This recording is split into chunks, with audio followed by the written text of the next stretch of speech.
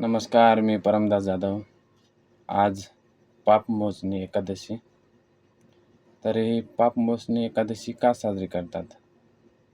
ती काय असते? हे आज आपण थोडक्यात समजून घेऊया. तर हिंदू धर्मातील एकादशीला अत्यंत पवित्र दिवस मानला जातो.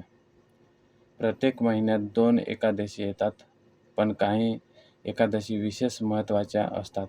त्यापैकी एक ही पापमोचणी एकादशी आहे. तर महिन्यामध्ये 2 एकादशी येत असतात. त्याच्यात ही एक पापमोचणी एकादशी आहे. तर ही एकादशी विशेषतः भगवान विष्णू यांच्या समर्पित असते. असे मानले जाते की या दिवशी श्रद्धेने व्रत आणि पूजा केल्याने माणसाच्या सर्व पापांचा नाश होतो. तर अशी श्रद्धा आहे की जर आपण ह्या दिवशी व्रत एखादा ठेवू किंवा पूजा केल्याने आपले जे पाप आहेत ते आज नष्ट होतात. तर पापमोचणी एकादशी कधी येते? तर हिंदू पंचांगानुसार चैत्र महिन्यात कृष्ण पक्षातील एकादशीला पापमोचणी एकादशी येत असते.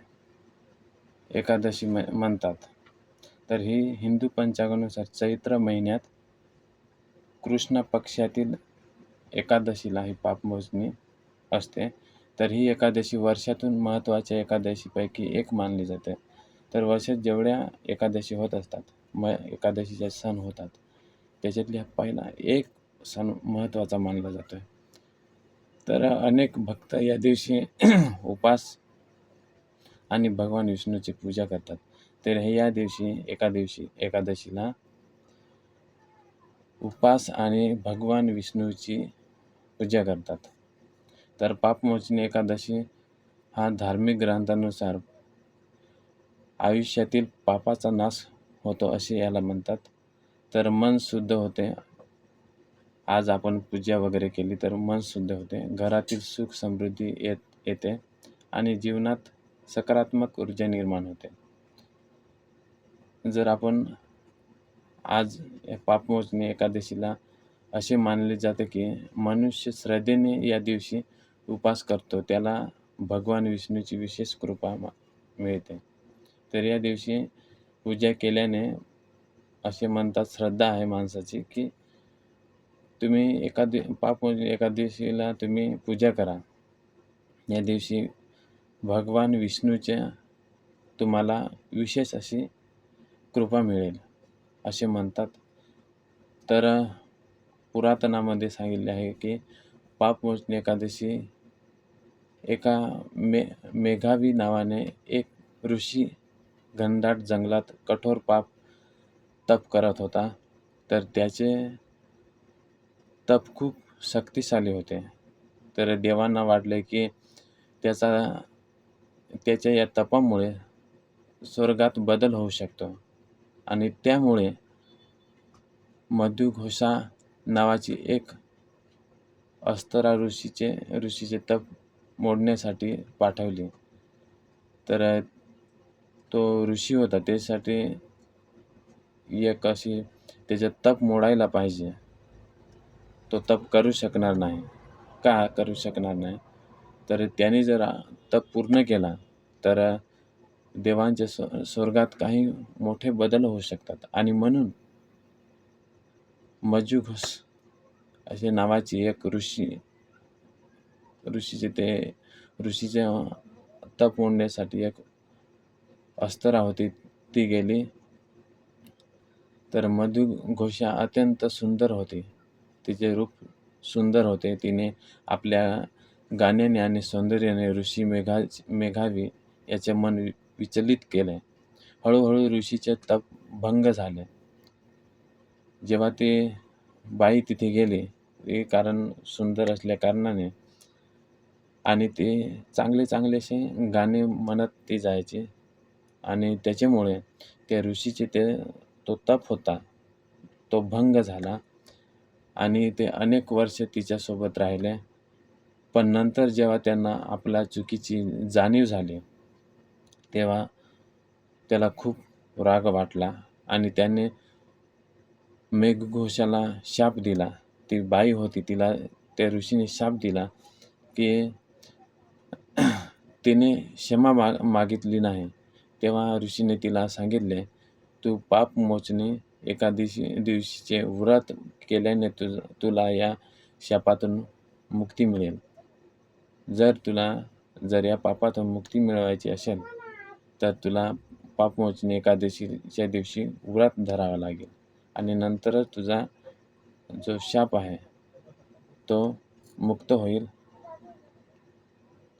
आणि ह्या पापातून तिला शापमुक्ती मिळावी म्हणून आज या एकादशी पापमोचनी एकादशीचा हा नाश करण्यासाठी एकादशी साजरी केली जाते. तर पापमोचनी एकादशीचा या दिवशी सकाळी लवकर उठून स्नान करावे आणि स्वच्छ कपड्याने परिधान करावे. तर या दिवशीला आपण सकाळी लवकर उठायला पाहिजे आणि चांगले कपडे घालायला पाहिजे स्वच्छ असे. तर घरातील किंवा मंदिरातील भगवान विष्णूची पूजा करावी. जर जवळच्या मंदिरात किंवा घरात भगवान विष्णूची आपण पूजा करावी.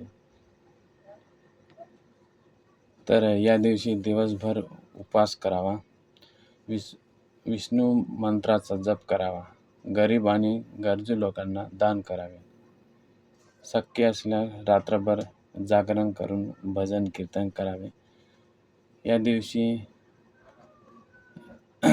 द्वादशीला उपवास सोडला जातोय.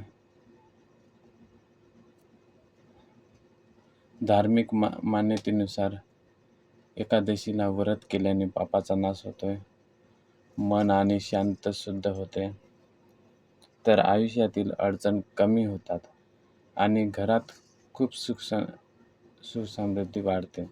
अशा या दिवशी भक्तांच्या ज्या श्रद्धा आहेत त्या पाळल्या जातात. तर या दिवशी पापमोचनी एकादशीच्या दिवशी मांसाहार करू नये, मद्यपान करू नये.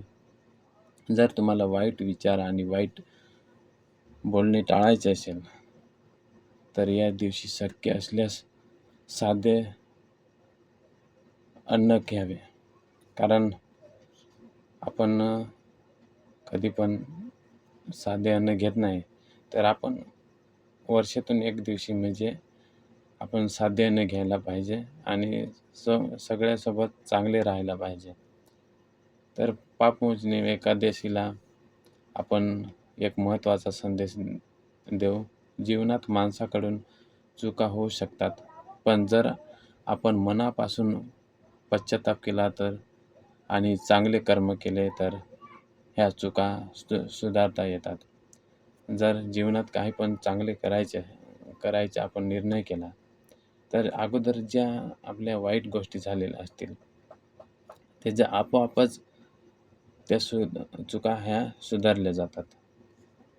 आणि म्हणून पापमोचनी एकादशीला आपण आत्मशुद्धी आणि चांगल्या जीवनाचा संदेश घेऊन पुढं चालत राहायचं आहे. तर पापमोचनी एकादशी ही फक्त उपवासाचा दिवस नाही, तर हा दिवस आपल्याला मन शुद्ध करण्याचा, चांगले कर्म करण्याचा आणि भगवान विष्णू भक्ती करण्याचा संदेश देतोय. तर अशी ही आज पापमोचनी एकादशी आहे. तर हा सण असाच आनंदाने साजरा करत राहा. इथे संपवतोय. धन्यवाद.